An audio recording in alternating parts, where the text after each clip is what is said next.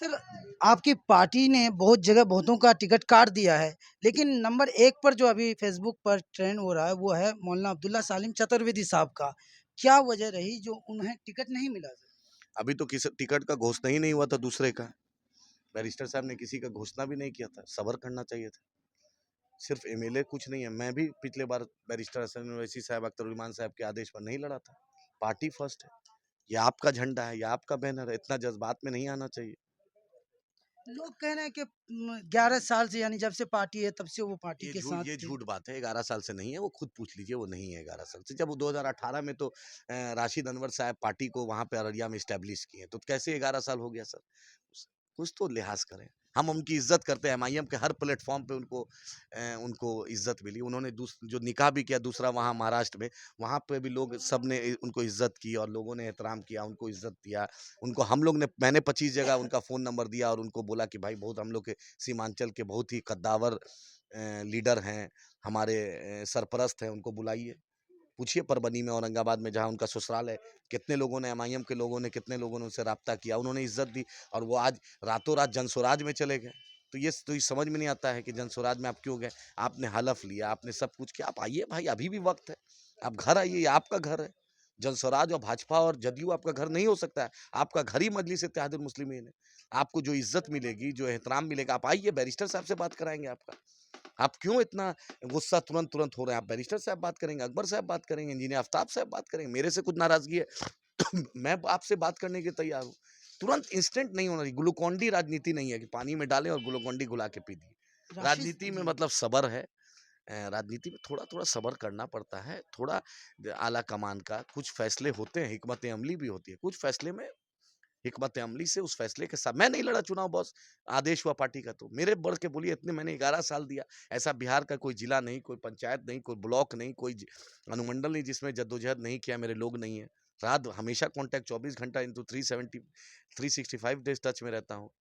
तब बोलिए मैं नहीं लड़ा था, थोड़ा समझना चाहिए। राशिद साहब का ज़िक्र किया आपने सर, वो बेचारे फ़ेसबुक पर काफ़ी रो रहे हैं कि उनके साथ नाइंसाफ़ी हुई है। क्या वजह है? ऐसा कुछ नहीं, राशिद भाई मेरे भाई हैं और बहुत उनसे मोहब्बत है। वो बहुत ही कर्मठ कार्यकर्ता है।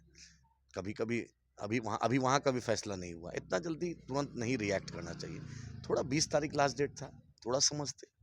वो अभी पार्टी में है या छोड़ मैं तो दिया? चाहता हूँ राशिद साहब रहे, मैं चाहता हूँ अब्दुल्ला साहब रहे, मैं चाहता हूँ जो भी साहब टिकट। तो फिर आपने हलफ क्यों लिया? और किसी को भी नहीं बोला गया था कि आपका टिकट फाइनल है। जब अख्तरुल ईमान साहब आज नॉमिनेशन कर रहे हैं, जबकि रियासती सदर हैं, उनसे पहले तौसीफ साहब का, उनसे पहले राणा जी का टिकट हो गया था।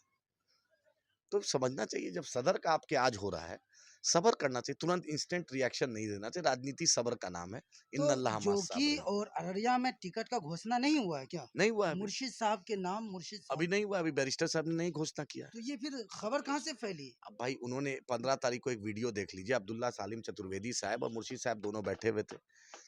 एक तीसरा नाम का भी सर्वे आया था, उसमें उनका भी नाम था। मिन्हाज साहब। तीसरा नाम था, अब नाम क्या बताएं, तीसरे नाम थे। उनको भी लोग कह रहा था, सर्वे में उनका नाम आया था।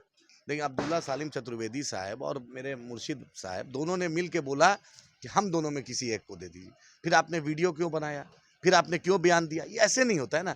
पलक भर पल में शोला, पल में शाम पाशा, ऐसा नहीं तो होता है। इल्ज़ाम लगा रहा है कि मोटी रकम सुनिए मिल गई भाई, है मुर्शिद इल्ज़ाम साहब तो से। सुनिए कि एम एम अभी अख्तरुल ईमान साहब को और एमआईएम को कोई नहीं खरीद सकता है।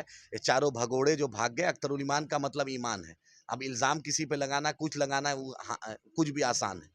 इल्ज़ाम लगाना अलग बात है, लेकिन जो सच्चाई है, जो अख्तरुल ईमान साहब मंत्रालय को छोड़ दिया, जो 2-2 बार लोकसभा टिकट छोड़ दिया, जो नीतीश जी और तेजस्वी जी का ऑफर छोड़ दिया, वो क्या ये इल्ज़ाम लगा रहा अच्छा लगता है क्या? लास्ट सवाल, इल्ज़ाम लगा रहे हैं कि एआईएमआईएम पार्टी आलिमों की कदर नहीं कर रही है क्योंकि अब्दुल्ला सालिम को टिकट नहीं मिला, उधर मुफ्ती अतहर को लेकर के लोग परेशान हैं कि उनका भी टिकट कटने वाला है। अब भाई मुफ्ती इस्माइल साहब से तो इस्माइल साहब तो बड़े ही है ना, दारुल उलूम देवबंद के शूरा हैं, जी। इमाम है, ईदगाह के सबसे बड़ी ईदगाह के इमाम है, सबसे बड़े मालेगांवी ने महाराष्ट्र ने हिंदुस्तान में एक उनका नाम है। तो वो उससे बड़ा आलिम दीन मेरे पार्टी में उनका हम बैरिस्टर असद उवैसी साहब हम लोग बोसा लेते हैं। वो मेरे पार्टी का एमएलए है, मेरे पार्टी का महाराष्ट्र असेंबली का फ्लोर लीडर है मुफ्ती इस्माइल साहब। तो क्या ये सबूत नहीं है क्या? और एक आलिम का बेटा अख्तरुल ईमान साहब आपके सामने है। तो ये इल्ज़ाम तराशी नहीं करना चाहिए।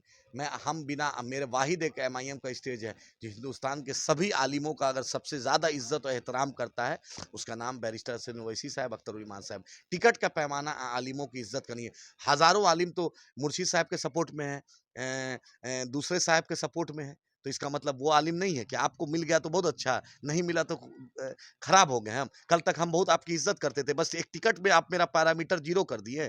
पूरी मोहब्बत 1 कुंटल बिरयानी में एक हल्का-सा कुछ चीज़ डाल दिए, तो बस पूरी बिरयानी खत्म हो गई। ऐसा नहीं ना होना चाहिए। आपने हलफ लिया अल्लाह के नाम पे, अल्लाह के रसूल के नाम पर, सबके नाम पर, फिर ये वो हलफ क्या था? मत लेते हलफ। वो तो पार्टी छोड़ने के बाद वो कहा कि पार्टी में रहते तो हलफ हम पर लागू होता। पार्टी में रहते तो फिर क्यों आए थे पार्टी में? क्यों आए थे? पार्टी में टिकट के लिए यानी आए थे आप? कितना बार आपने कैंपेन किया लोकसभा में, बतलाएँ, फ़ोटो दिखाएँ? जितना आदिल हसन किया हो, जितना वकार सिद्दीकी साहब किया हो, जितना आफ्ताब खान किया हो, जितना मजलिस इत्तेहादुल मुस्लिमीन का कितने लोग, मैं अल्लाह और अल्लाह के रसूल को हाजिर नाजिर करके आज बोलता हूँ, 2019 का वो फोटो दिखाएं कि उन्होंने कितना सभा किया, 2020 का वो फोटो दिखाएं, 2024 का वो फोटो दिखाएं कि कितना उनसे ज्यादा तो वकार सिद्दीकी साहब, इमरान साहब, आफ्ताब साहब और दूसरे लोग आकर काम किए। ये नहीं बोलिए आपने काम किया है और आप बोलते हैं 2015 से एक फोटो दिखा दे 2015 का वो। हम आपकी इज्जत करते हैं। इज्जत का मतलब ये नहीं कि आप बोलिए, अल्लाह सुनने वाला है।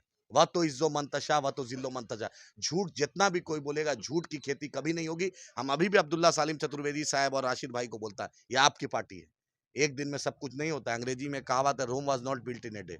जो भी लोग जाना जा रहे हैं, जज्बात में फैसला नहीं लीजिए। ये आपका घर है, ये आपका बगीचा है, इसको खूबसूरती से सजाइए। आज नहीं कल, कल नहीं परसों। अभी आज बैरिस्टर असद ओवैसी साहब, अख्तर साहब मुझे बोल दे कि आदिल तुम्हारे चुनाव फिर नहीं लड़ना है, जैसे 2020 में कहा था, मैं फिर चुनाव नहीं लड़ूंगा। ये अहद के साथ कोई एमआईएम में है तो उसका तहे दिल से, हर तरीके से दिल से इस्तकबाल करते हैं। फैसला मुकद्दर का अल्लाह करता है और इंसाफ अगर अपनी इमाम पर, अपनी क़ियादत पे भरोसा करना है तो बैरिस्टर साहब की बात माने, अख्तर साहब की बात माने। इंशाअल्लाह अल्लाह आपको इज्जत दिलाएगा। बहुत बहुत शुक्रिया सर।